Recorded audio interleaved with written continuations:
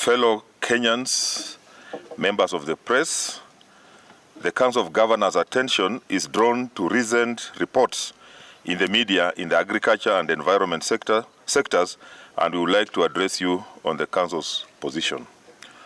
1. The importation of GMO maize.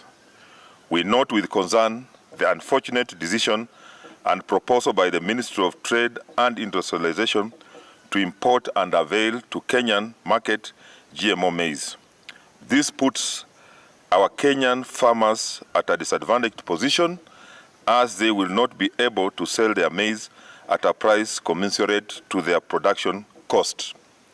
Further, the discussion of importation of GMO was premature, as a report on the maize balance sheet by the Ministry of Agriculture and Livestock Development projects a maize surplus of 19.1 million bags by end of December 2022.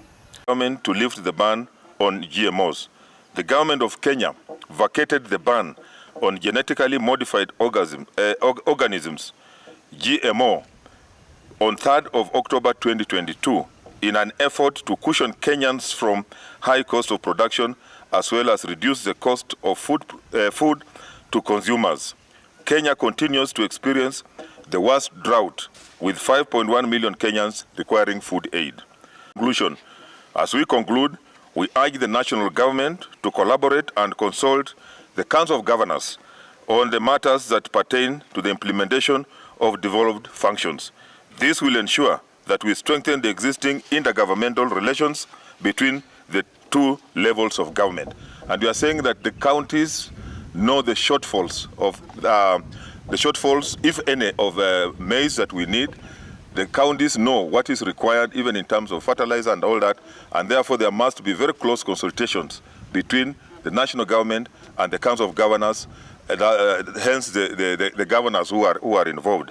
Additionally, we urge all the county governments to operationalize their county environment committees so as to provide the much needed oversight role on environmental management. Asanteni sana. Chair, Council of Governors. That the decision to lift the ban on GMO is likely to promote research and development in biotechnology and alleviate food insecurity in the country. However, we note this may not be solution to food security challenges facing the country. The Council therefore proposes that the national and county governments form a joint technical committee to oversee the execution of the GMO ban lift.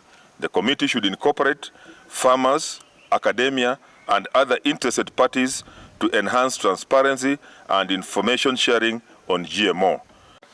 The Council proposes a meeting with the Ministry of Agriculture and Ministry of Trade and Industrialization to discuss this matter to ensure our farmers are well compensated for their yields.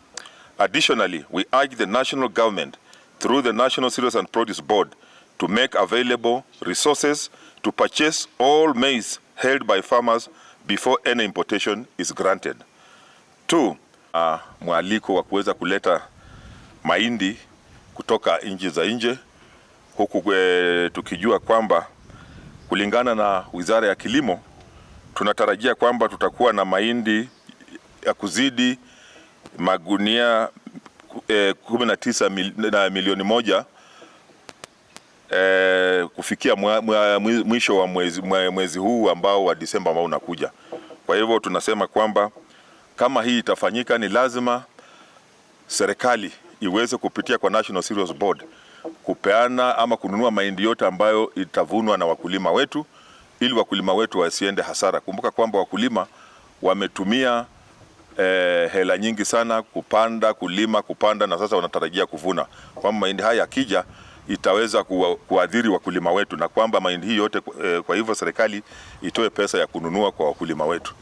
Na ya pili ni kusema kwamba kama kutakuwa na masuala yanahusisha masuala ambayo yamegatuliwa kama kilimo, kwa sababu Wizara ya Kilimo imegatuliwa, sisi kama magovernors ama Council of Governors ihusishwe katika mazungumzo yote ambayo yatakuwa, na ndio tumependekeza kama Council of Governors kwamba tuwe na mkutano wa technical team baina ya Wizara ya Kilimo, Wizara ya Biashara na Council of Governors tuweze kujadiliana pamoja, tuwe na suluhu ya kuweza kutatua shida ambayo imekuwa, kwamba tusije tunapata kwamba pengine serikali kuu inachukua decision fulani bila kuhusisha county governments ama Council of Governors, na tunajua kwamba masuala mengi haya yamegatuliwa. That the ecological value of the baobab tree outweighs the intended purpose of uprooting. In light of the above, the Council of Governors has held consultations with the county government of Kilifi and wish to inform members of the public that the following corrective measures have been initiated. 1. No further felling of baobab trees will be undertaken since a stop order was issued. 2. The county government is putting in place policy and legal frameworks to ensure baobab and other indigenous tree species are protected. It is about the felling of baobab trees in Kilifi County. We note that the uprooting of 8 baobab trees in Kilifi County goes against our national targets to increase the forest and tree cover, especially in coastal and dryland areas. Further, it also goes against our legal and policy stand to conserve biological diversity, promote sustainable use of its components, and the equitable sharing of the benefits arising out of the utilization of genetic resources. Mwaliko wa kuweza kuleta mahindi kutoka nchi za nje, huku tukijua kwamba kulingana na Wizara ya Kilimo tunatarajia kwamba tutakuwa na mahindi ya kuzidi magunia 19 milioni moja kufikia mwisho wa mwezi huu ambao wa Disemba ambao unakuja.